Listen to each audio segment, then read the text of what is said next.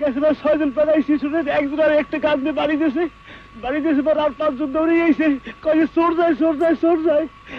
এইভাবে 3.5 মাস কাটাইছি। তারপরে সে বাড়ি আবার জালকাঠি মেলা করছি, কয়ে তোমরা পুরুষ আইও না, মাইয়া লোক পাঠিয়ে দাও, পুরুষ আইও না, তোমাকে ভয় আছে। আমি ভালোবাসার পুরুষ।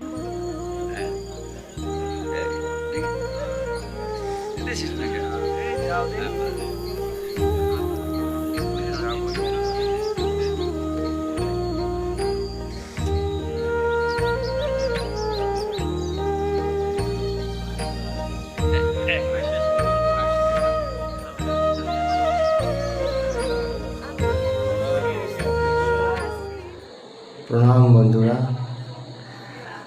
এই যে আপনাদের কাছে আমি ভিডিওটা তুলে ধরলাম, এই হচ্ছে দুই বাংলার আমরা বাঙালি হিন্দু সনাতনী হিন্দুদের ইতিহাসের কিছু দৃশ্য। এই ভিডিওতে আপনারা দেখতে পেলেন কিভাবে আমাদের উপরে নির্যাতন করে, অত্যাচার করে আমাদের নিজের ভিটে মাটি থেকে আমাদেরকে তাড়ানো হয়েছে। তাড়িয়েছে কারা, এটা কারোর থেকে লুকানো নেই, এটা আমরা সবাই জানি। আর কিন্তু সেই কত দুঃখ এই ভিডিওগুলিতে আপনারা सबाई देखते पेलें। निकल के वही हमारा साथ सब बात चल गया। आपके जानवर यहाँ पे हमारे जानवर थे यहाँ पे? महिलाएं थी उस समय घर में? हम एक घर से सब बंद पड़े थे। हमारा मम्मी था, हम था। मम्मी कहाँ है? मम्मी को रिलेटिव के घर पे रखा हुआ है। घर के अंदर? और क्या ये वक्फ बोर्ड का विरोध है क्या? आखिर क्या है जरूरत यहाँ पर? ये देखिए ना, इसको तोड़ करके। বন্ধুরা, ইতিহাসে যে এটা ঘটেছে সেটা তো আপনারা দেখলেন। এই যে এইবার এখন এই 2025 সালে সনাতনী হিন্দুদের উপরে আবার সেই ইতিহাসের নির্যাতন ঘুরিয়ে ঘটছে। আমাদের পশ্চিম বাংলার মুর্শিদাবাদ জেলায় আমাদের হিন্দুদেরকে উদ্বাস্তু করে দেওয়া হয়েছে। আমি আপনাদেরকে বলতে চাই, এই পশ্চিম বাংলায় কি আমরা এই জন্য বাংলাদেশ ছেড়ে পালিয়ে এসেছিলাম? আমাদের পূর্বপুরুষরা এখান থেকে কি আবার উদ্বাস্তু হওয়ার জন্য সেই বাংলাকে ছেড়ে এসেছিল?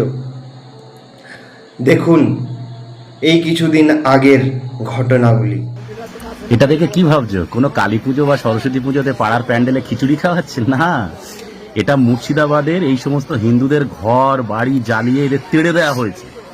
এরা মালদায় এসে একটা স্কুলে আশ্রয় নিয়েছে, উদ্বাস্তু হয়ে গেছে এরা। এই উদ্বাস্তু মানুষদের খিচুড়ি খাওয়ানো হচ্ছে।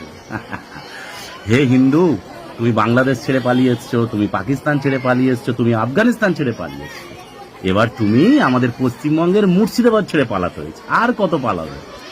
হিন্দুদের উপরে হিন্দুরাকে রাখবে না, ওরা হিন্দুরাকে তাড়িয়ে দিবে।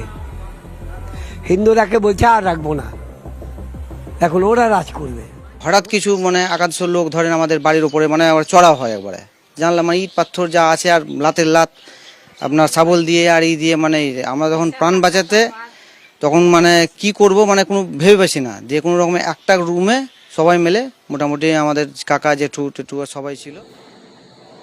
বন্ধুরা, আমাদের ইতিহাস আর আমাদের বর্তমান আমি এই পশ্চিমবাংলার সনাতনী বাঙালি হিন্দুদের সামনে তুলে ধরেছি।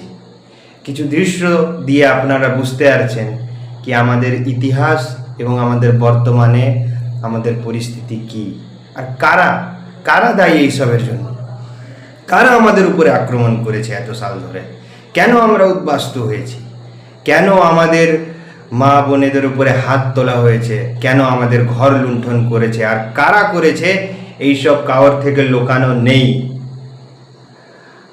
আর এই কারণেই আজকে যে আমি আপনাদের কাছে একটা বার্তা দিতে চাইছি যে আমাদেরকে প্রভু শ্রী রামের পথ স্মরণ করতে হবে। যখন মা সীতার হরণ রাবণ করে তখন প্রভু শ্রীরাম কোনো গণতান্ত্রিক পদ্ধতিতে মা সীতাকে ছাড়িয়ে নিয়ে আসেনি।